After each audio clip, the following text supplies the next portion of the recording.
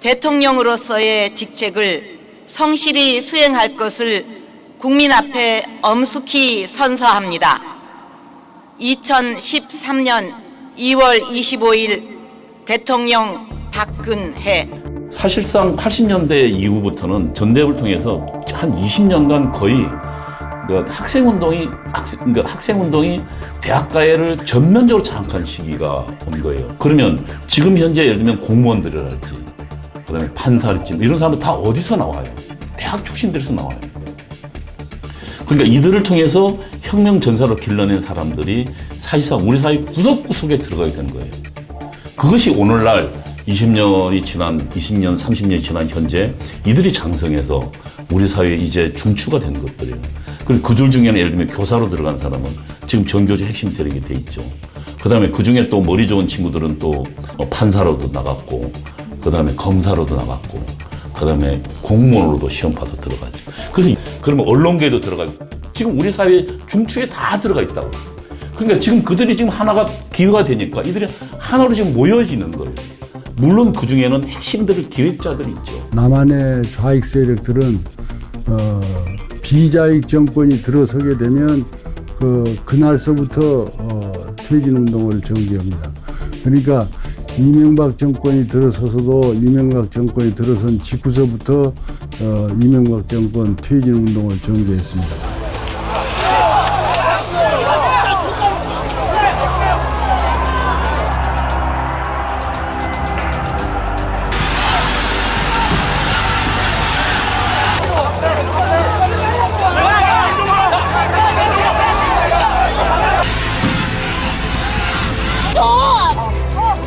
좀 살려줘. 이거 뭐야 진짜. 빨리 잡아 정말.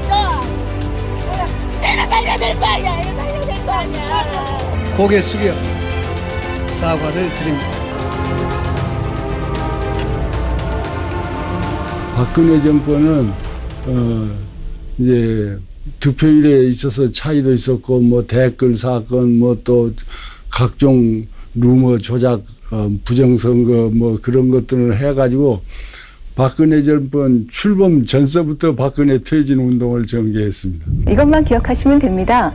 박근혜 후보 떨어뜨리기 위한 겁니다. 저는 박근혜 후보를 반드시 떨어뜨릴 겁니다.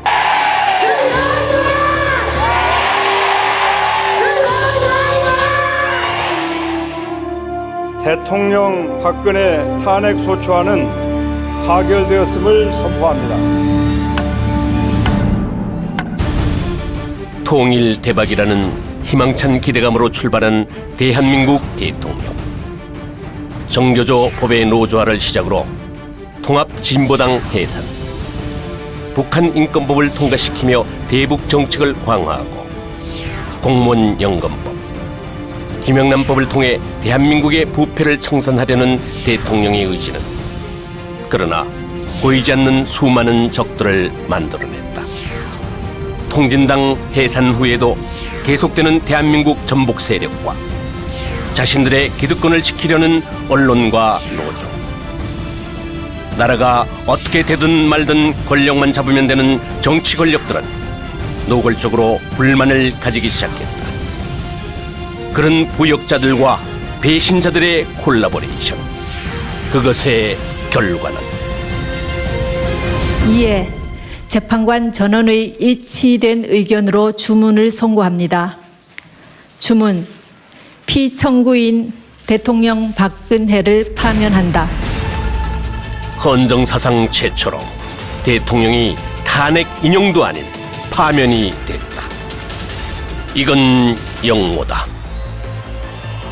합법을 가장한 이 반란의 주역들은 과연 누구인가? 12번 622페이지 70번 80페이지.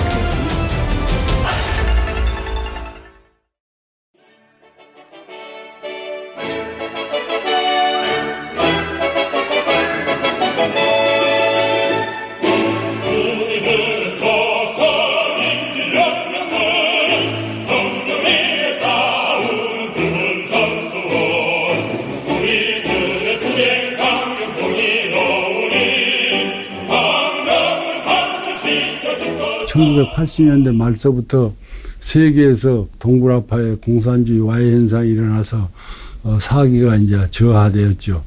그때서부터 이 사람들이 어떠냐면 장기적인 투쟁으로 들어가가지고 종전에는 기동전 중심의 투쟁을 했다면 90년대 중반 이후서부터는 진지전 중심으로 투쟁을 전환한 것 같습니다. 안토니오 그람시, 이탈리아의 정치가이자 공산주의자이다. 그를 주목해보자. 대중들의 환호를 받으며 등장한 공산주의는 한동안 유럽을 지배했다. 그러나 이어지는 관함과 배고픔으로 인해 결국 실패했고 80년대 들어 동독과 구소련의 해체를 마지막으로 막을 내리는 듯이 보였다. 그렇게 사라질 듯 보였던 공산주의자들에게 새로운 길을 제시한 것이 바로 그람시의 진지전이었다.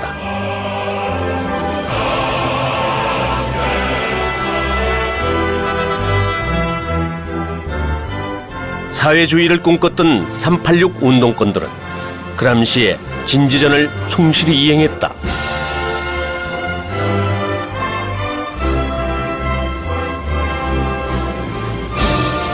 2005, 6년서부터서는 우리 사회의 거의 모든 분야에서 헤게모니에 준하는 아주 강한 영향력을 행사하게 되었다, 이렇게 설명할 수 있습니다.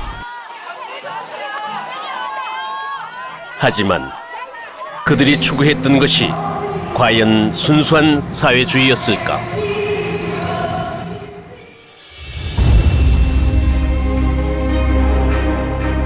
잘 아시듯이 개성공단을 통해 작년에만 1,320억 원이 들어가는 등 지금까지 총 6,160억 원의 현금이 달러로 지급되었습니다. 결과적으로 우리가 북한 정권의 핵과 미사일 개발을 사실상 지원하게 되는 이런 상황을 그대로 지속되게 할 수는 없습니다. 한국과 미국은 한반도 유사시 양국군을 주의 통제하는 전시작전 통제권의 전환을 재연기하면서 사실상 무기연기하기로 결정했습니다. 비청구인 통합진보당을 해산한다. 2. 비청구인 소속 국회의원들은 그 의원직을 상실한다.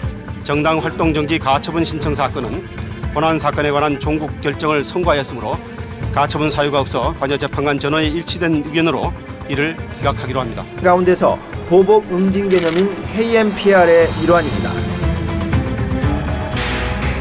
대통령은 임기 초반부터 강력한 대북 제재 프레임을 가동했다. 박근혜 정부 3년 반은 고통과 질곡이었습니다. 국민들은 약속을 지킬 것이라 철석같이 믿었습니다. 그러나 돌아온 것은 무엇입니까? 선민경제 파탄과 국민 분열의 연속입니다. 야당의 공세와 함께 때맞춰 그들이 조직적으로 움직이기 시작했다. 초수 31조 공원 부르겠습니다.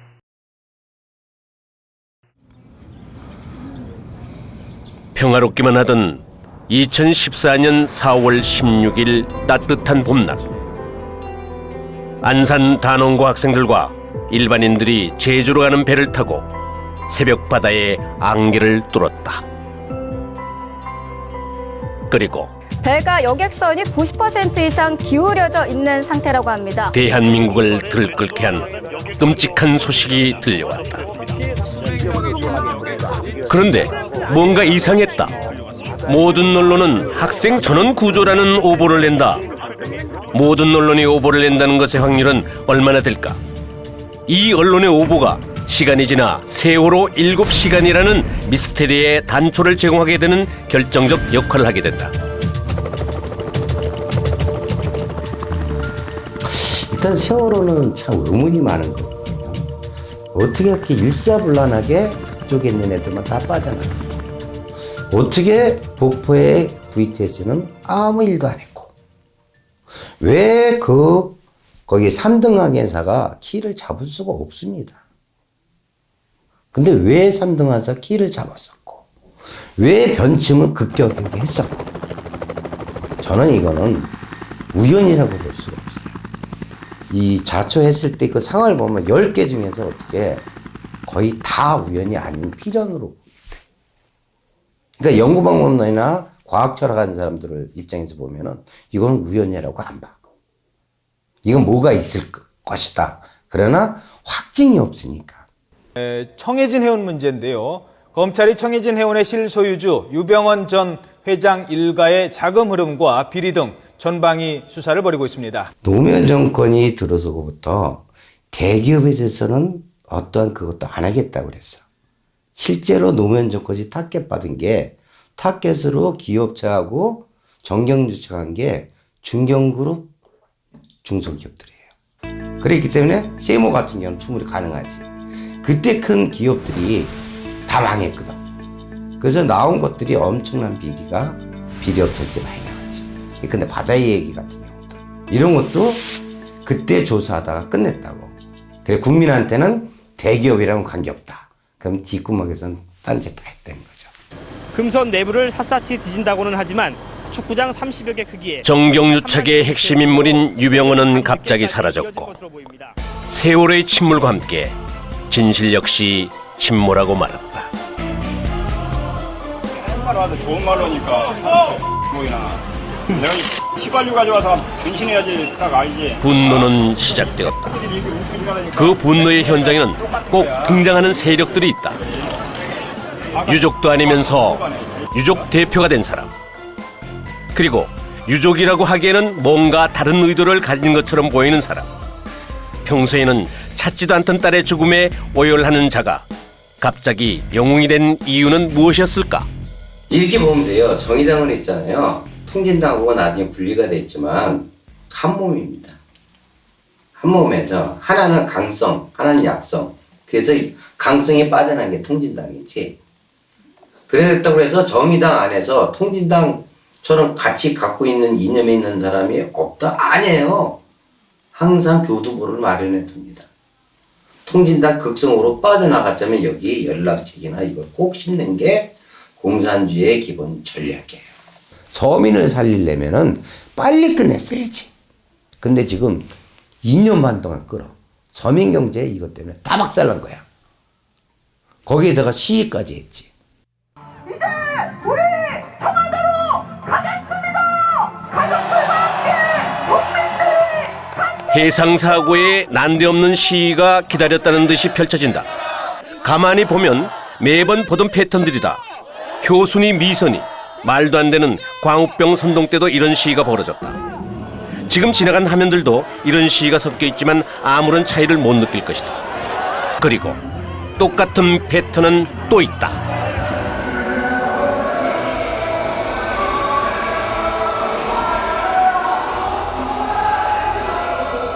꽃보다 아름다운 연예인들의 대중 선동이 시작되는 것이다. 대중적 힘을 이용하는 이런 패턴들은 왠지 많이 보던 수법이다. 이런 연예인들이 이성과 논리를 무장해제시키고 나면 어린 학생들과 청년들은 다분히 감정적 상태로 빠져든다. 그 틈을 이용해 자연스럽게 자신들의 목적을 이루려는 세력들이 등장한다. 대한민국을 인정하지 않는 종북 세력들.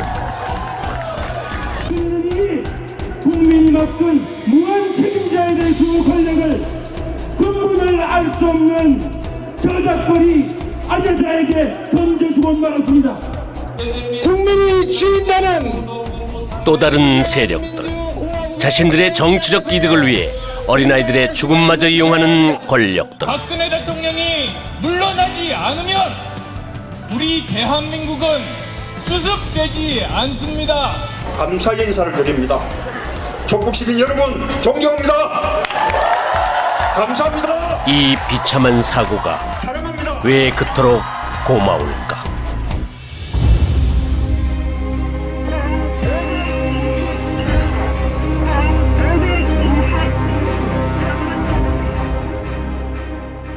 광활한 땅 아시아.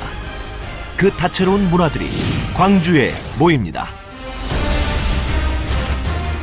국립아시아문화전당이 아시아의 문화를 품고 세계로 나아갑니다.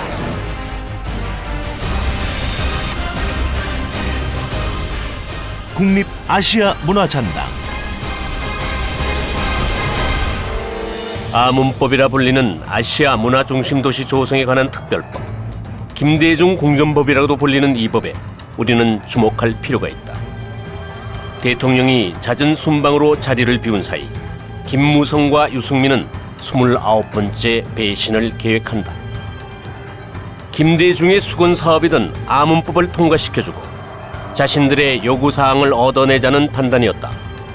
하지만 유승민은 야당에 아무것도 얻어내지 못했고 이용만 당한 꼴이 되어 배신의 정체라는 말이 대통령에게서 나오는 계기가 되었다.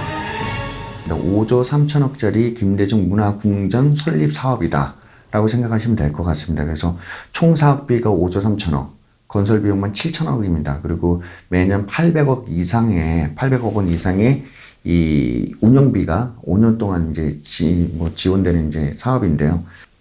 어찌 보면 김대중 우상화 사업이라고 좀 볼 수가 있습니다. 특히 이 김대중 우상화 사업에 대한민국의 이 국민 혈세가 너무나 많이 낭비가 되고 있는데, 몇 가지 이제 사례를 좀 말씀을 드리면, 신안군에 보면 이제 김대중 생가 개선 사업이 있고요. 김대중 컨벤션 센터, 노벨 평화상 기념관, 연세대 김대중 도서관, 경기 북부도청의 김대중 홀, 강원 양구의 평화댐 김대중 동상, 사이버 김대중 도서관, 김대중 평화재단, 김대중 다리, 동교동 김대중 도서관 등등, 이제라도 좀 김대중 우상화를 위해서 낭비되는 엄청난 이 국민 혈세를 할까요? 이제 그런 것들에 대해 조사를 해서 이제 국민들이 좀 제대로 바로 알 수 있도록 좀 알려야 된다고 생각이 됩니다. 건국 대통령은 세 줄을 걸어내리면서 그들의 우상화 작업물은 어디서 많이 본 듯한 장면이다. 싱크로율 100%. 여기 아시아 문화 전당에 주목되는 곳이 하나 있다. 5.18의 성지로 알려진 전남 도청 자리에 위치한 민주평화교류원. 이런 것이 왜 아시아 문화 전당에 있어야 되는지 설명할 수 있는 사람은 과연 몇이나 될까? 확실한 것은 5조 원의 국민 혈세가 들어가는 이곳에서 국민들이 보았던 것은 아시아 문화가 아니라 대통령 탄핵을 위해 든 횃불뿐이었다.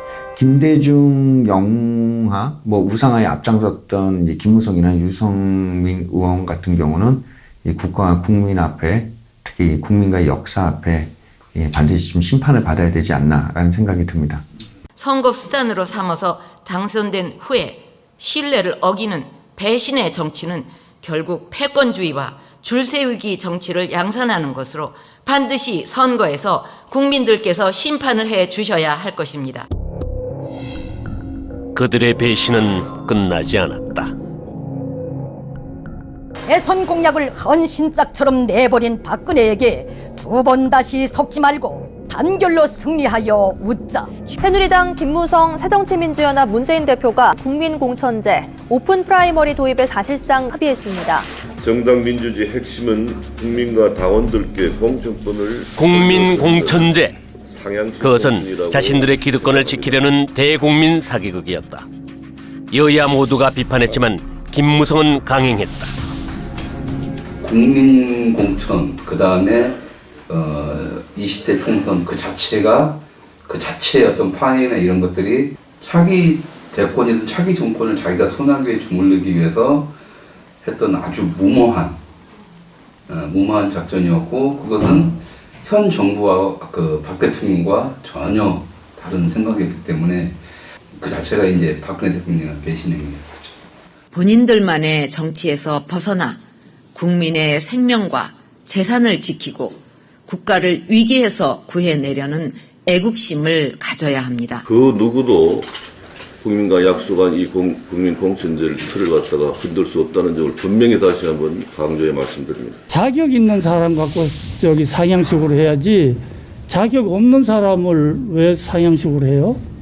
그렇게 하면은 이상한 사람들, 지방의 토호들, 심지어는 조폭도 될 수 있잖아요. 공관위원회에서는 어떤 경우라도 공천 룰을 벗어나는 결정을 할 수가 없습니다. 분명히 하고 싶은 것은 공천과 관련해서는 당 대표는 아무 권한이 없어요.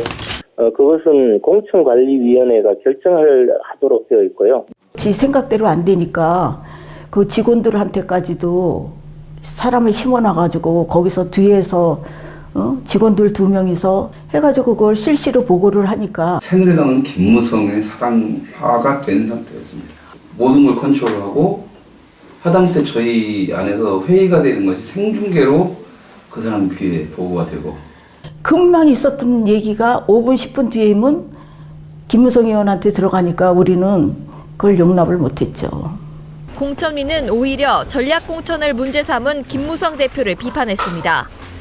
특히 외부 공천위원들은 김 대표의 사과를 요구하며 공천위를 파행시켰습니다. 최공재 외부위원은 결국 공천 과정은 충돌과 파행으로 치닫고 내부 위원들과 외부 위원들 간의 갈등은 극도로 고조됐다. 관리위원회 회의가 어제 이어서 오늘도 무산됐습니다. 황진화 사무총장 그리고 각 위원들의 대치는 결국 김무성과 대통령이 충돌하는 형태였고 비박으로 불리는 의원들의 배신은 공천 과정을 거치면서 극대화된다. 자세한 이유나 배경은 모른다고 말했습니다. 황 의원이랑 홍 의원이랑 두 명이 최고위원인 김무성 의원한테 보고를 하는 거죠. 그러니까 우리는 고자질쟁이라고 할 수밖에 더 있습니까? 국민 공천제를 확정한 바가 있는데 지금 현재 공관위가 하는 것이 하나는 정치적 소수자를 위한 우선 추천 지역이고 또 하나는 경쟁력이 현저하게 떨어지는 경우에 우선 추천 지역입니다. 이건 정의가 아니고 민주주의가 아니다. 불공정하게 짝이 없는 공천, 사천, 밀실 공천에 불복하겠다. 그래 물타기는 된 것 같습니까? 그러니까 매사를 그렇게 그냥 이렇게 꼬아갖고 그렇게 하면은 우리가 무슨 일을 할 수 있겠어요? 아마 기억을 더듬어 보시면 아실 거예요. 공천 초반에만 해도 싸우고 난리를 시대만 해도 그래도 180석 이상 과반 이상 확고하게 새누리당을 잡는다고 했었어요. 자 그렇다면 이 국민공천이고 뭐고 하면서 자기가 뭔가를 그림을 그려내고 박근혜 세력을 밀어버리고 자기가 권력을 잡으려고 했던 자가 자 그 사람한테 그 결과는 얼마나 무서운 거겠습니까? 그죠? 어떻게든 깨야죠. 그 다음부터 말도 안 되는 것들이 이루어지는 거죠.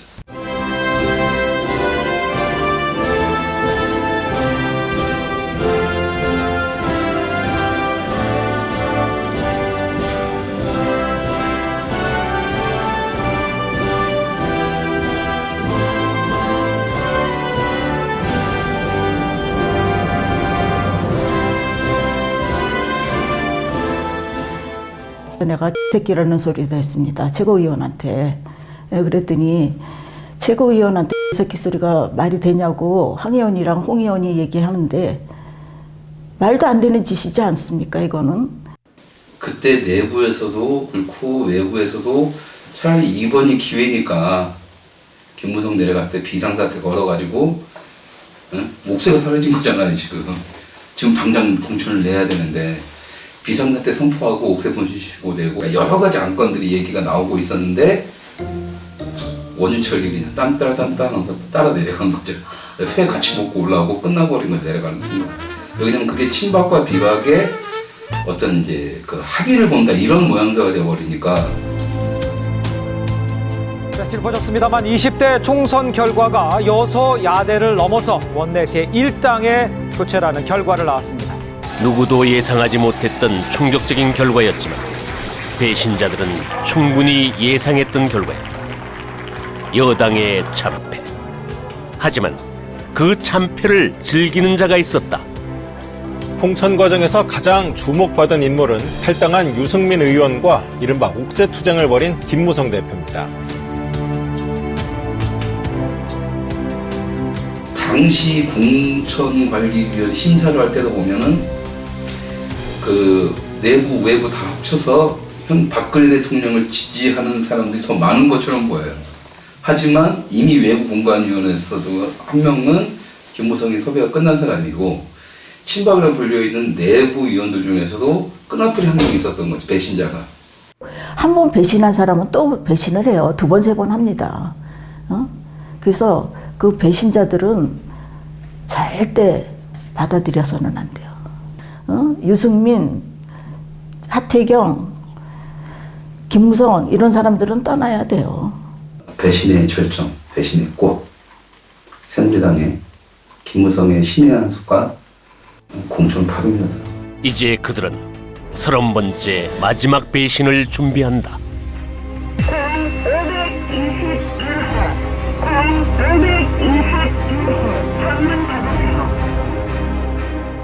보수적 엘리트 언론인들은 자신들의 위치를 그렇게 엘리트화 시키면서 메시지를 발설하는 사람으로 여기면서 여러 가지 추잡한 걸 많이 해왔어요. 뭐 어떤 그 정치권에 거기서 뭘 자리를 얻으려고 한다든지 아니면 무슨 스폰서를 준다든지 또는 이런 부당하게 어떤 이권에 개입한다든지. 조선일보 송혜영 전 주필이 대우조선 해양 측으로부터 향을 받은 정황이 드러남에 따라 검찰이 대가성 여부를 살펴보고 있습니다. 뉴스 커뮤니케이션스 박수환 대표와 초호화 외유료를 다녀왔다는 의혹을 받아온 송혜영 전 조선일보 주필 겸 편집인의 사표가 오늘 수리됐습니다. 반면에 언론 노조 쪽에서 있는 그 이념 편향적인 그 언론인들은 상당히 깨끗합니다. 오히려 상당히 깨끗한데 반면에 그만큼 더 골수 좌파인 거죠. 그러니까 이게 참 문제입니다. 한국 언론들. 2014년도였나요? 그때는 KBS에서 그 광복 70년 그걸 할 때에 북한의 그 남침, 6.25 남침이라는 말 쓰지 않았죠. 그 미군 학살 이런 부분에 대해서는 유난히 강조를 하면서 인민군에 의한 대한민국 국민 학살은 얘기하지 않는 이런 식의 다큐멘터리를 만들었단 말이에요. 그래서 그걸 가지고 많은 시민들이 항의를 했더니 그 담당 PD가 미제의 떨거지들이 그런 소리를 한다고 당당하게 PD가 얘기를 한 거예요. 반론을. 박근혜 정권은 언론과 동업을 하지 않았어요. 그러니까 대개 어떤 정권이든 그 정권을 창출할 때 메이저 언론들이 같이 동업을 합니다. 그래서 소위 말해서 지분을 갖죠. 그 정권에 대한 지분. 그게 이제 인사권이라든지 이런 것들입니다. 그런데 박근혜 대통령이 그런 언론들하고 동업을 하지 않았기 때문에 언론들 입장에서는 박근혜 정권에 대한 아무런 미련이 없었던 거예요. 그러니까 이 정권이 빨리 끝나고 다음 정권을 어떻게든 간에 그 언론 메이저들이 미래 권력과 어떻게든 간에 좀 이렇게 뭘 만들어서 창출하고 싶어 하기 때문에 저는 지분이 없는 박근혜 정권이기 때문에 언론이 저렇게 안티에 나올 거라고 생각을 했고. 세 번째 원칙, 확인되지 않는 사실도 가치 있는 정보다. 이게 사실 기존의 원칙을 거스르는 원칙입니다. 근데 문제는 여러분들이 이야기하지 않아도 이미 확인되지 않은 정보들은 떠돌아다니고 있어요. 이런 식으로 뉴스의 흐름을 관리를 해야지 변화하는 미래 언론 환경에서 살아남을 수 있다고 자부합니다. 변화하는 언론 환경. JTBC는 확실하게 그 환경에 적응했다. 그 뒤에는 홍석현이 있었다. 그 가운데서 살아남는 방법은 매우 자극적이 되는 것이었습니다. 충격. 알고 보니 결국 이거 빼면 기사가 안 되지 않습니까? 그죠? 그 선봉에 손석희가 나섰다. 지금 공기 주입 지점은 정확하게 잘 찾아 들어간 것이라고 판단하시는지요? 글쎄 형식 아직도 뭔가 좀 민간 종사자가 잠깐만요. 지원을 하게끔 돼 있는 말씀은 잘 알겠는데요. 네네. 그건 언딘 쪽의 주장일 수도 있고요. 저희 쪽 주장이 아닙니다. 아니요, 변호사들은 그들은 다른 얘기를 하고 사실 전달이 아닌 자신들의 생각을 강요하고 주입하는 언론으로 변화를 시작했다. 그리고 그런 그들에게 조로의 기회가 왔다. 인정하기 어렵다는 말씀이신가요? 그 대상은 바로 대통령이었다. 이제는 1987년 체제를 극복하고 대한민국을 새롭게 도약시킬 2017년 체제를 구상하고 만들어야 할 때입니다. 대통령의 갑작스런 제안에 국회 권력은 당황했다. 모두들 대통령의 발언을 의심했고 자신들의 권력 유지를 위해 고민하기 시작했다. 갑자기 지금 개헌을 이렇게 말씀하시니까 이제는 거꾸로 무슨 블랙홀이 필요한 상황이 된 것인가. 바램과는 달리 블랙홀은 다른 곳에서 터졌다. 대한민국의 근간을 흔드는 통로가 나온 것이다.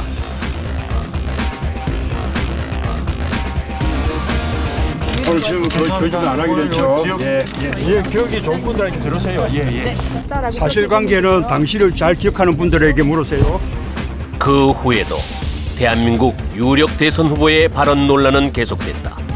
뭔가 더 큰, 전혀 다른 블랙홀이 간절히 필요했다. 그것은 전혀 예상치 못한 곳에서 터졌다. 지금부터는 이른바 청와대 비선 실세로 지목된 최순실 씨 관련 소식을 집중 보도하겠습니다. 최순실 씨의 컴퓨터 파일을 입수해서 분석을 했습니다. 비선 실세가 국정을 쥐락펴락해왔다는 사실들이 고스란히 담겨 있었던 그 증거물. 그 꼼짝 못할 증거물로 인해서 의혹의 퍼즐은 하나 둘 완성됐고 수사는 시작됐습니다. 바로 전날까지만 해도 위험을 견지해온 위정자들의 감추어진 민낯을 보았고 시민들은 벗겨진 진실들과 마주해야 했습니다. JTBC가 태블릿 PC를 10월 24일 날 첫 보도 시작했고 쭉 이어갔는데 정확히 말씀드리면은 JTBC의 화면 조작을 잡은 겁니다. 태블릿 PC를 제가 못 봤잖아요. 저게 어떻게 조작되느냐를 제가 완전히 검증할 수는 없는 거고 안 본 상태에서. 화면에 나온 화면 조작은 충분히 가능하죠. 예를 들면 뭐 카카오톡 켜보고 텔레그램 켜보고 거기 나라는 게 오른쪽에 있냐 딱 보면 알지 않습니까? 카카오톡이랑 그 SNS만 보면은. 근데 지금 저 JTBC나 검찰은 카카오톡을 사용했다고 해놓고서 그거도 안 보여주고 있지 않습니까? 그거 한 번이면 끝나는데. 그러니까 이제 이 조작이 계속 걸리니까 JTBC 것이 갑자기 특검이 아마 1월 11일인가 이게 들고 나왔어요. 또 하나의 PC를. 당연히 그거를 누구 거라고 제시하려면은 개통자가 누구다, 언제 누가 개통했다를 해야 되는데 그 얘기를 안 해요. 그 얘기를. 그 개통자가 누구로 되어 있습니까? 네, 개통자는 제가 보기에는 아까 말씀드린 대로 다른 것보다는 제가 말씀드린 대로 그 이메일 계정과 그 연락처 등록이 최소. 특검이 왜 이렇게 당황하는 것일까? 그 개통자라든지 구체적인 돈을 이 태블릿 PC 사용 구입이라든지 이런 부분에 대해서는 저희들이 현 단계에서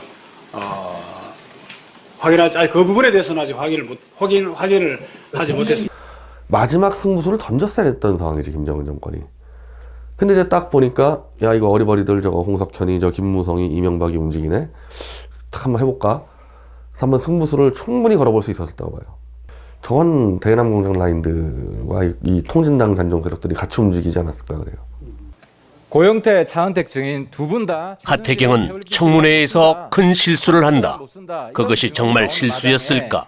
JTBC를 불러서 태블릿 PC 입수 경위에 대해서 정확히 확인을 해야 된다. 그래서 긴급 동의는 일단 손석희 사장이 그 상황을 가장 잘 아는 사람이기 때문에 손석희 사장을 불러서 증인으로 불러서 태블릿 PC 입수 경위에 대해서 정확히 확인해야 된다고 생각을 합니다. 그래서 제가 하태경 의원한테 내가 굉장히 많은 이제 메시지를 넣었죠. 당신이 분명히 입수 경위가 태블릿 PC 그게 확실하지 않으면은 탄핵할 수 없다 그랬다 분명히. 근데 이게 입수 경위가 완전 거짓말 드러났다. 다시 그때는 국회 청문회 하고 있던 중이에요. 이제 손 사장 다시 불러라. 와, 쌩까는 거야. 그러니까 난 그때 야 이게 그 하태경 의원이 탄핵 이틀 전에 이렇게 쇼를 해가지고 JTBC가 그 쇼를 받아가지고 거짓 해명을 내보내고. 왜냐하면 그때 이제 태블릿 PC 조작론이 막 나오고 있었거든요. 그게 손석희 사장이 확 거짓말 보도해가지고 그걸 잠재워버렸다고. 그 거짓을 밝히는데 또 일주일 더 걸렸단 말입니다. 하태경 의원이 거의 JTBC의 그 끈앞을 노릇하는 것 같아요. 어쩌면 태블릿 PC 따위는 필요 없었는지도 모릅니다. 대통령 탄핵안이 국회에서 가결되던 그날 저는 앵커 브리핑에서 이렇게 말했습니다. 시민들은 태블릿 따위는 없었어도 이미 직감하고 있었습니다.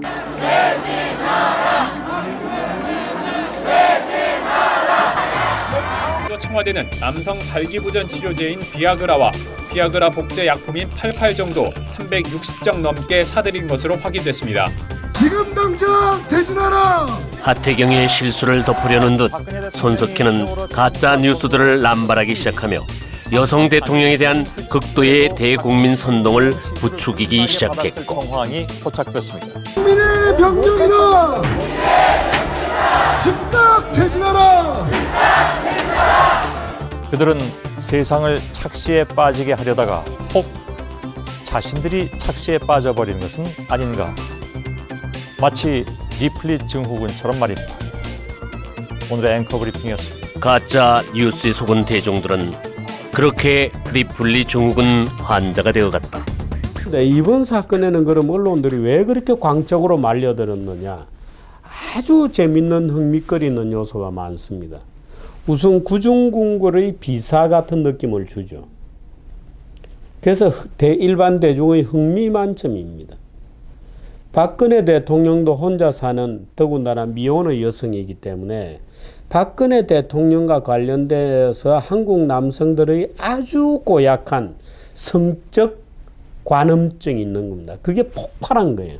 결국에는 표창원의 무슨 누드 전시 같은 거로까지 연결이 되는 일련의 대중들의 아주 저열한 취미가 작동했어요. 근데 언론들이 그럼 그것 때문에 저렇게 미쳐 날뛰느냐? 아닙니다. 민주주의식으로 경영이 돼야 되는데 소수에 의해서 농단이 되었다는 프레임을 만들어내고 보니까 마치 언론들이 민주주의를 위한 투사인 것처럼 보이기 시작했어요. 그러니까 언론들이 갑자기 정의의 사자가 되고 사회개혁 세력인 것처럼 비쳤던 겁니다. 그러니까 언론들은 신나게 말하자면 궁중비사를 확대 증폭 재생산하고 온갖 루머가 나왔잖아요. 뭐 정유라가 딸이다, 뭐 말도 안 되는, 예를 들어서 최순실이와 박근혜는 경제적 동일체다. 전혀 사실이 아니라는 게 나중에 다 밝혀졌거든요. 박근혜 대통령 본인의 말을 빌리면 거대한 산이 되었다고 할 정도로 거짓말이 난무하고, 그런 거짓말 보도를 언론들이 무차별적으로 쏟아낼 수 있게 된 것은 마치 이것이 굉장히 민주주의의 무슨 투쟁인 것처럼 또는 정의를 위한 무슨 십자군 전쟁인 것처럼 포장이 되었던 겁니다. 리플리 증후군 환자들은 이제 반정부를 넘어 반자유시장 경제적인 생각까지 어린아이들에게 주입하고 광장은 끔찍한 야만의 현장으로 변해갔다. 국민을 리플리 증후군 환자로 만든 JTBC 홍석현. 그가 원한 것은 무엇이었을까?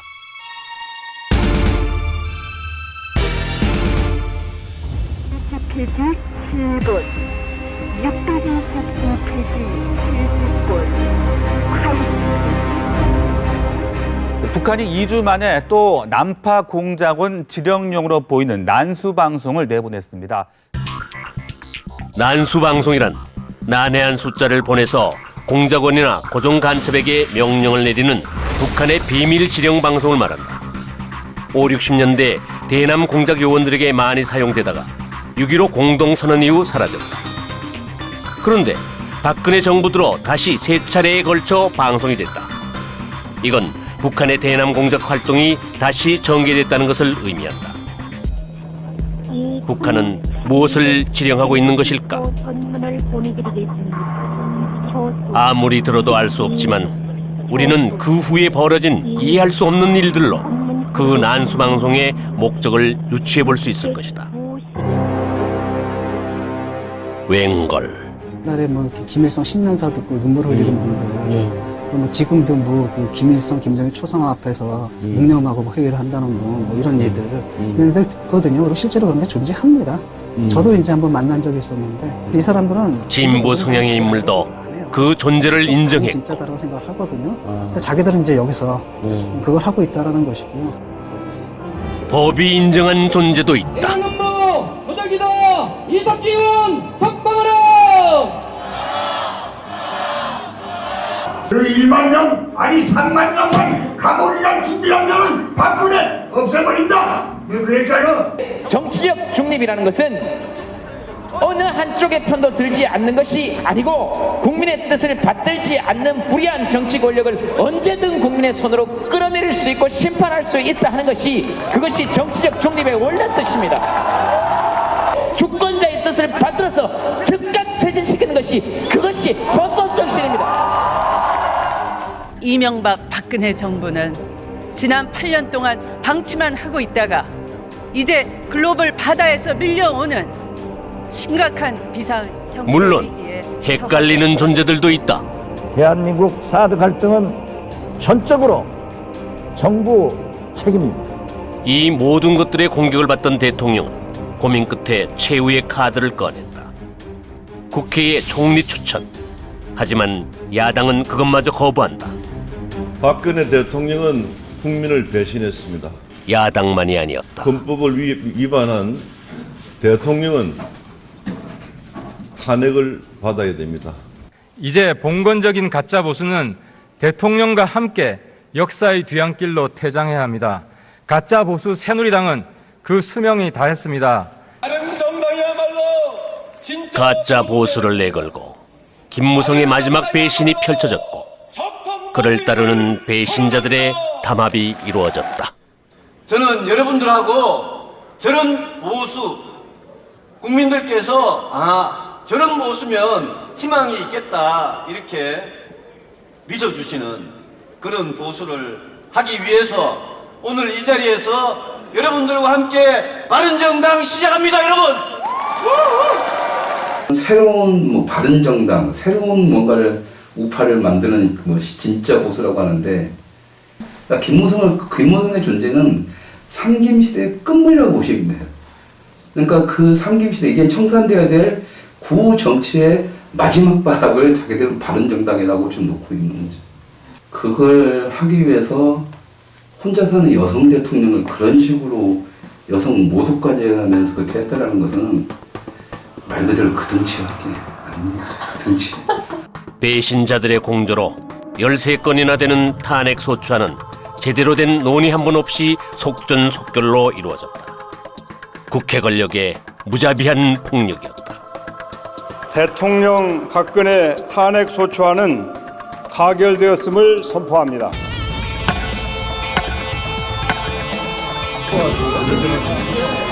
즐거워하는 건 이들만이 아니었다.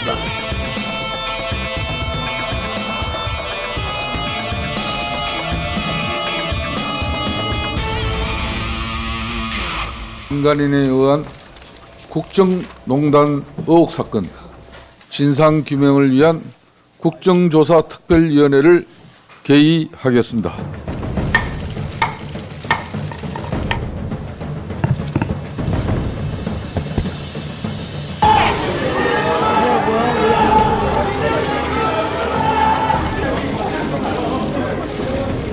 대통령 탄핵을 위한 첫 번째 재물은 기업들이었다. 반자본주의를 원하는 이들에게 그들은 완벽한 먹거리였다.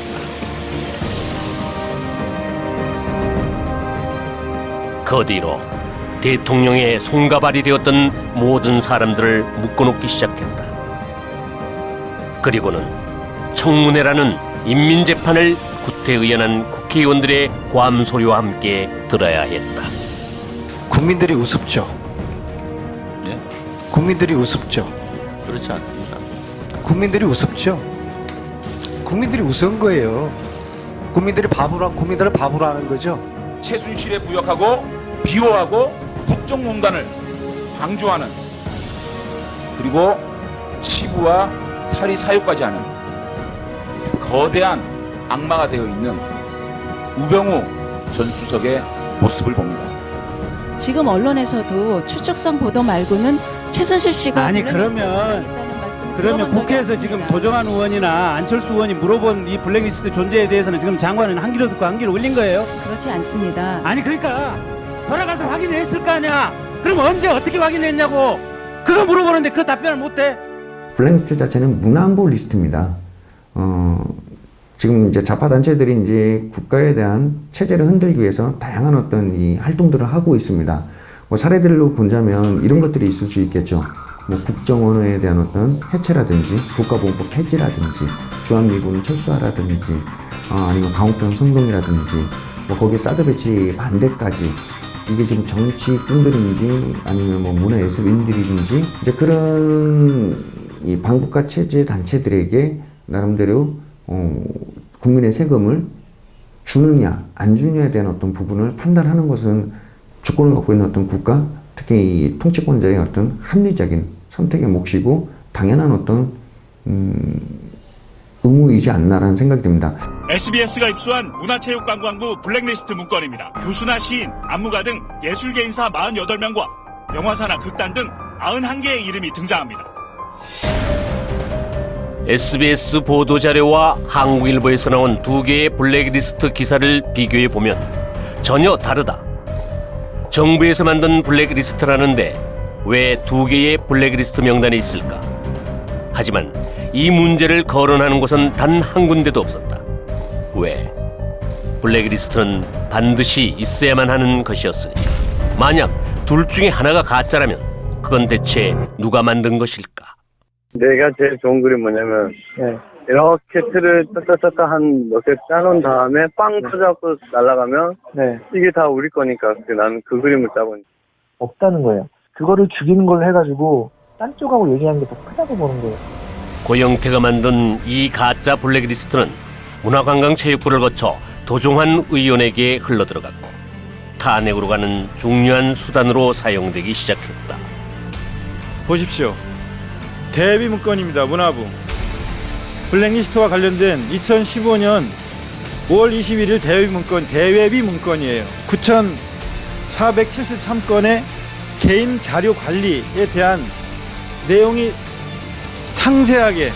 이 도정환 의원은 그 정교조 출신이었고요. 2001년에는 그 임수경 씨랑 이제 방북한 어떤 전력도 가지고 있는 인물입니다. 그러면 이제 방북 당시에 이들은 정부와의 약속을 어기고 이 조국 통일 3대 헌장 기념탑 앞에서 이 열렸던 그 개막식에 참여를 했습니다. 당시 그 정부에 나름대로 이게 불참 서약서까지 제출하고도 한반도가 공산화되어야 한다고 주장하는 기념물에 헌화를 하는 인물입니다. 그런 면을 봤을 때 이 블랙리스트는 어떻게 보면 자파문화 권력에 대한 권력 확장에 대한 부분, 아니면 권력에 대한 어떤 재창출 또한 유지에 대한 어떤 수단으로서 이렇게 거론이 됐던 것 같고요. 블랙리스트 문제로 첫 소송을 한 곳은 민예총사나 충북 지역 예술인들이었고 그곳은 도종환 의원의 지역구였다. 청와대가 만들었다는 이른바 예술계 블랙리스트에 충북 지역 예술인 50여 명이 포함됐는데요. 문화계 블랙리스트 관련해 정부를 상대로 손해배상 소송을 제기한 광주 문화예술인들은 충북을 시작으로 문화인들의 집단 손해배상 소송이 줄을 이었다. 하지만 국가 세금을 챙기려는 문화인들과는 상관없이 블랙리스트의 방향은 한 곳을 응시하고 있었다. 소유권이 침해됐다며 국가를 상대로 1인당 100만 원의 손해배상을 청구했습니다. 바로 현 정부의 핵심이던 김기춘과 조윤선이었다. 이 문화계 블랙리스트를 확보한 것으로 확인됐습니다. 이제 특검 수사는 김기춘 전 청와대 비서실장을 겨냥하고 있습니다. 청와대 행정관 허연주는 블랙리스트에 대해 해산된 통진당과 비교하며 정당성을 주장했다. 그는 반정부 단체에 국고가 지원되는 것을 방치하는 것이 오히려 통치권자의 직무유기며 진보와 보수의 균형 유지를 위해서라도 꼭 필요한 것으로 정당한 통치 행위로 형사처벌 대상이 될 수 없다고 했다. 그 부분을 잘 지켰다고, 그 부분을 아주 잘 준수했다고 전 비서실장과 이 문화부 장관을 구속을 했다. 뭐 그것이야말로 좀 이렇게 국정농단이 아닌가, 그것이야말로 좀 내란이 아닌가라는 생각이 듭니다. 고영태가 만든 이 가짜 블랙리스트는 결국 전 비서실장과 현직 장관을 구속하는 결과를 만들어냈다.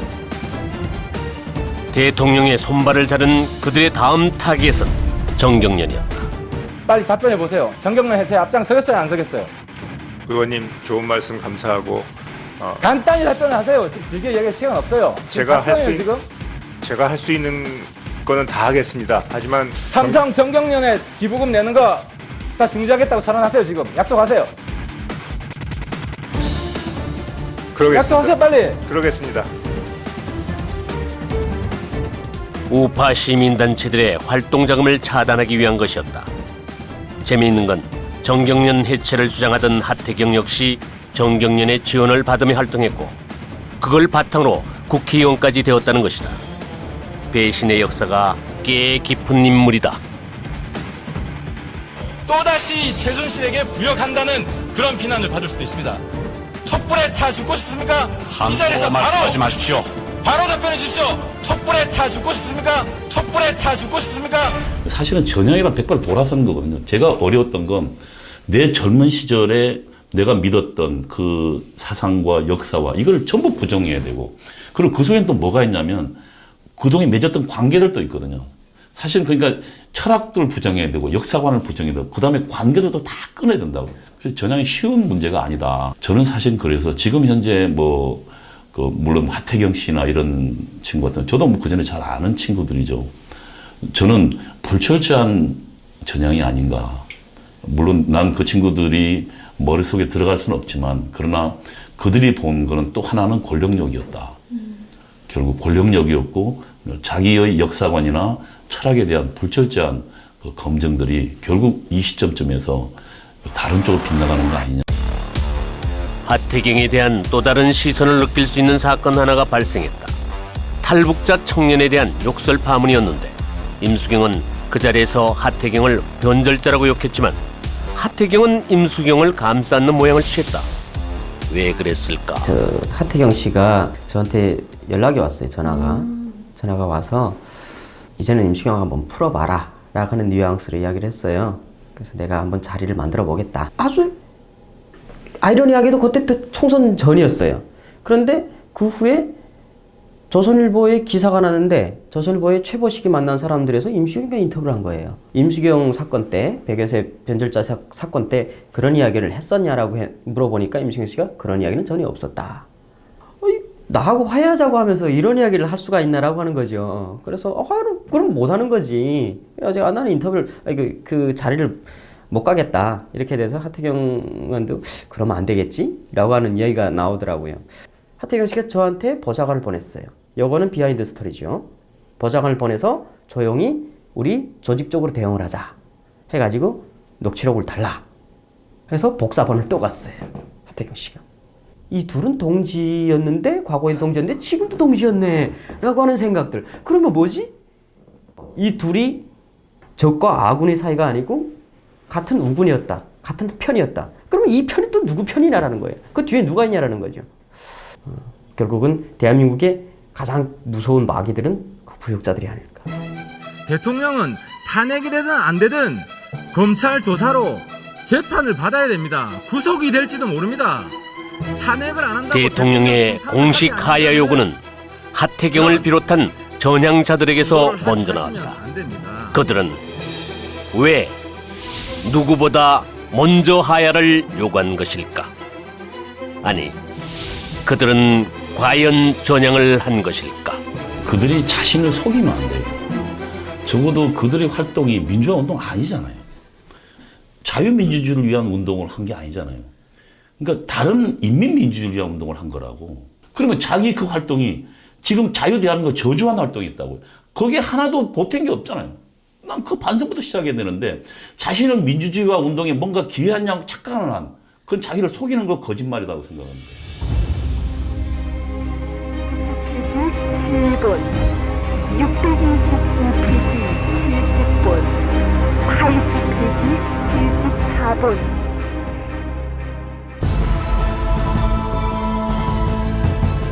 (87년) 군사정권의 막이 내리고 평화적인 정권 교체를 통해 제6공화국이 탄생한다. 하지만 평화로워 보이는 바로 그곳에서 누구도 생각하지 못했던 중요한 움직임 하나가 생겨나고 있었다. 6.29 선언 후에도 전 정권의 사법부가 유임되어 2차 사법파동이 이어지면서 좌파 성향의 판사들이 모임을 만들었다. 바로 우리법 연구회. 이들은 노무현 정권 들어 정계에 진출한다. 박범계와 강금실이 대표적 인물로 좌파 법조인들의 산실이었다. 우리법 연구회라는 게 있잖아요. 그 법원 안에서도 그게 만들어지기 시작한 거예요. 그러니까 그들이 지금 장성해서 오늘날 우리 사회의 주도기가 된 것은 대학가에서 자기가 물론 그 중에는 그 운동을 안 했지만 그 주사파의 물결 속에 있었어요. 그럼 그들이 보기에는 머릿속에 무엇이 있겠습니까? 그들이 대학 시절에 생각했던 거는 미국에 반대하고 그리고 지금 대한민국 뭔가 잘못되어진 나라다 라고 생각하고 이들이 지금 현재 그러면 언론계에도 들어가고 지금 우리 사회 중추에 다 들어가 있다고요. 여야가 오늘 최순실 국정개입 사건에 대한 특검 법안에 합의했습니다. 야당이 합의해서 특별검사를 추천하면 대통령이 임명하기로 했습니다. 야당만 추천 권한을 행사하면 어떻게 됩니까? 네? 정치적 중립성이 정말 있다고 볼 수 있습니까? 이게 무슨 사적인 복수하고 뭐가 다릅니까? 오늘부터 특검의 본격적인 수사가 개시되었습니다. 법과 원칙에 따라서 어느 한쪽에 치우침이 없이 올바른 수사를 하도록 노력하겠습니다. 사실은 이 특검 자체가 위헌적입니다. 그러면 정상적인 국가 같았으면 대통령께서 그걸 거부권을 행사를 해서 특검법을 제대로 된 특검법을 만들도록 요구를 했어야 되는데 워낙 국민적 여론이 갑자기 어떤 언론의 보도로 인해서 나빠지니까 그러한 부분은 이제 간과하고 지나간 것이죠. 더군다나 이 특검은 좀 국민들께서 아시겠지만 이미 구속된 사람을 다시 체포영장을 발부해서 데려오질 않나. 한 번 구속영장이 기각된 그런 사람을 다시 또 계속해서 구속영장을 청구해서 결국은 구속을 시키고 그리고 증거가 차고 넘친다라고 그렇게 국민들한테 얘기했는데 차고 넘치는 증거가 있는데 왜 그렇게까지 무리하게 수사를 하는지 이해가 안 가는 행태. 무엇보다도 검사는 죄가 있는지 없는지를 중립적으로 봐야 됩니다. 근데 특검의 행태는 죄를 입증해내겠다. 더 심하게 말을 하자면 죄를 만들어내겠다라고까지 의심을 받을 정도의 그러한 수사를 하고 있다는 점에서 국민들이 이제는 내가 만약에 특검의 대상이 된다면 언제든지 구속이 될 수도 있다는 그러한 공포감마저 느끼고 있는 것입니다. 국가 경제 등에 미치는 상황도 중요하지만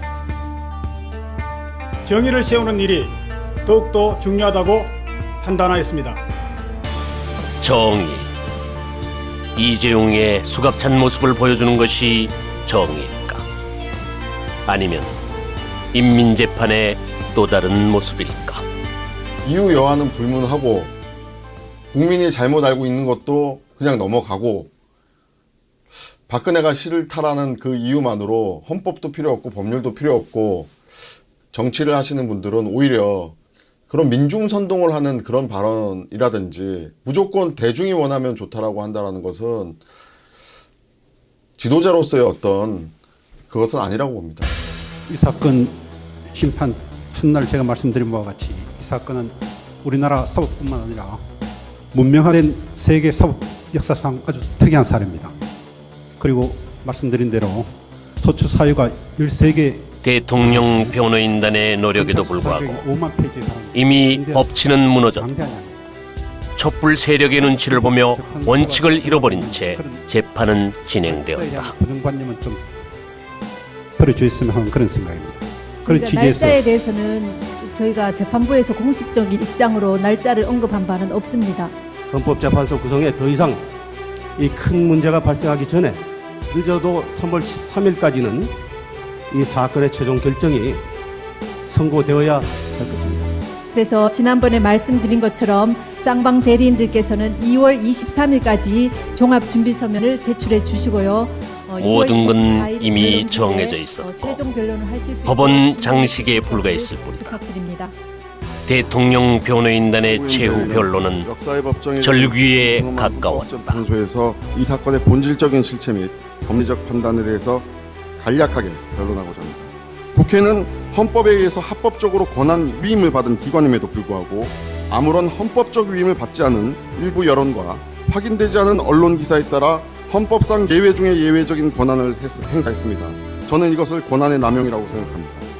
대통령을 소추한 이 막대한 사건의 결과가 막상 조사해보니 그 실체가 너무나도 어이가 없는 상황입니다. 우리 헌법은 대통령이 헌법과 법률을 위했을 경우에만 탄핵을 인용할 수 있는 사유가 되고 헌법재판소는 거기에 중대한 위반이라는 헌법 정신을 결부하여 그 탄핵의 가부를 결정한 바가 있습니다. 우리 헌법은 대통령 탄핵이라는 헌법기관의 권력적 다툼을 헌법과 법률 위반으로 국한하고 그것을 헌법재판소라는 최고의 사법기관에게 그 역할을 부여하였습니다. 헌법재판이 일반 민형사재판과 다르다는 것은 이 재판이 우리의 자유민주주의를 지키고 헌법이 규정한 대통령제의 본질을 법과 원칙에 따라 수호하는지 여부가 직결되는 바로 재판이기 때문입니다. 정치적 고려가 들어간다는 일부 주장은 오히려 정치적인 이해관계와 득실을 배제하여야 함을 역설적으로 강조한 것이라고 보아야 할 것입니다. 대한민국 헌법은 엄연히 삼권 분립에 세 축으로 흘러가는 나라인데 국회 스스로가 한 축을 무너뜨리고 자신들이 권력을 갖겠다라는 강력한 의지를 속전속결로 치러낸 것입니다. 그리고 결국에는 그 국회의 탄핵 소추로 말미암아 인해서 지금껏 국정공백이라고 말을 하는데 이제라도 제대로 법적 절차를 따져서 잘못된 사람은 책임을 지고 또 억울한 사람은 그 누명을 벗는 절차를 법률적 절차에 따라서 이뤄내야 된다고 생각하는 것이 또 다른 혼란을 막기 위한 방법이라고 생각합니다. 다만 국가기관이 제대로 국민의 자유와 권리를 보장하는 그런 역할을 하기 위해서는 분명히 국민들이 어떤 사인을 보내야 한다는 게 제 생각입니다.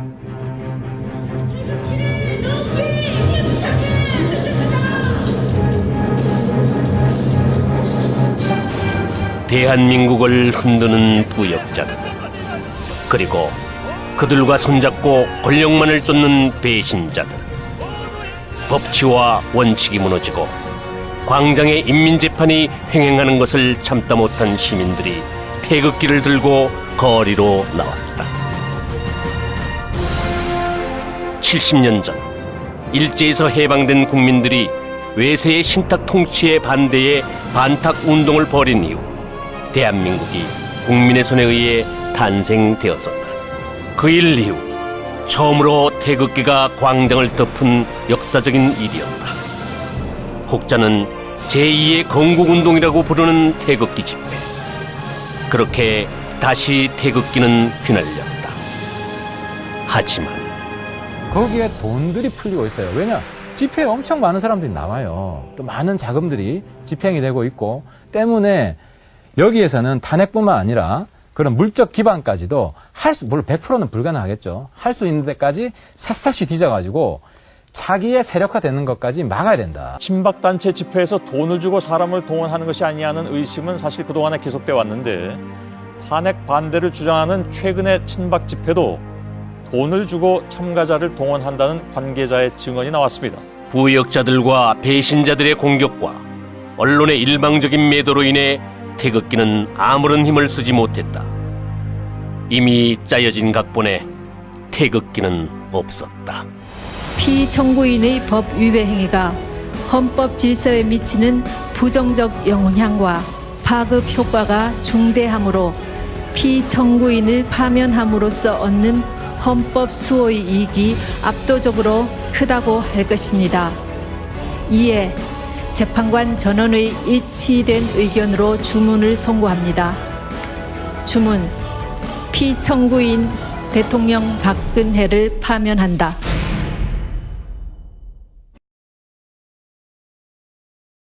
헌법재판소 8명의 재판관들은 만장일치로 박근혜 전 대통령 파면을 결정했습니다. 재판관들이 전원일치 8인 재판관 전원일치로 탄핵 인용이 아닌 파면이라는 정치적 결정으로 박근혜 정권의 운명은 끝을 맺었다. 질서에 미치는 부정적 영향이 크다고 판단했습니다. 예우를 뒤에서 바로 나가는군요. 지하 주차장에서 바로 있는 모습인데 예전에 전직 대통령들 그리고 역대 세 번째로 구치소로 간 대통령이라는 불명예가 더 씌워졌다. 경찰 경력들이 지금 다 경찰 경력들이 다 질문을 만들어 놨기 때문에 아마 조금 미리 혹시나 가능성을 보고 미리 가 있은 게 아니에요. 경찰 병력들도 보이고요. 또 많은 지지자들이 모여 있는 것 같은데. 지금 박근혜 대통령 후송 차량입니다. 광장의 촛불은 햇불로 변해 승리의 환호성을 울렸다. 광장의 인민재판, 집단과 전체주의의 승리였고 부역자와 배신자들 앞에 정치와 언론, 법치가 무릎을 꿇었다. 그렇게 자유 대한민국이 무너져 내렸다. 그들의 손에 의해 대한민국을 만들었던 태극기는 불타고 그람시는 자랑스러운 반대한민국의 부역자들 앞에 박수를 보낼 것이다. 이제 끝난 것일까? 아니, 이제 시작일 뿐이다.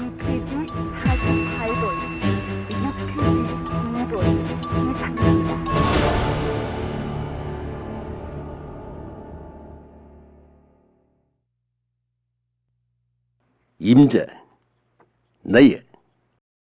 베트남을 기억하나? 지금 작금의 대한민국을 보면 자꾸 베트남이 생각나. 그때도 그랬지. 무조건 반미 시위를 하고 사회주의 환상에 사로잡혀서 대중들을 선동했지.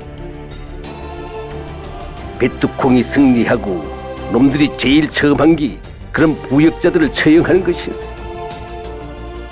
한 번 배신한 놈은 다시 배신할 거라고 하면서 말이야. 지금 대한민국의 배신자들도 그렇게 되겠지. 그러나 아직 대한민국은 희망이 있어. 어떻게든 싸워서 자유를 지켜야지. 그런데 말이야, 임자. 이제 대한민국은 임자들 스스로 지켜나가야 돼. 알지?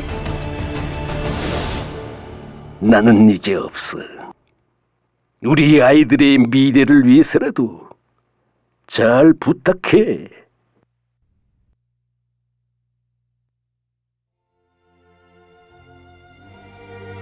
국회가 그 무소불위의 권력을 장악하고 입법부와 사법부를 그 밑에 두려고 그래요. 그 문재인 후보 같은 사람들이 예를 들어 헌법재판소를 겁박하고 있죠. 그런 것들이 대표적입니다만은 입법부의 전성시대가 되면 그게 인민위원회가 되는 겁니다. 이렇게 되면 이건 민주주의가 아니죠. 그래서 지금 그 촛불이 만들어내고 있는 세계는 민주주의가 아닌 거예요. 그건 인민독재적 성격을 갖는 정치구조로 지금 굉장히 전환되고 있는 중입니다. 그런데 일반 국민들은 그걸 모르죠. 그 깊이 생각 안 하니까 지금 우리는 민주주의를 하고 있다라고 착각하는데 실제로는 독재로 가고 있는 겁니다.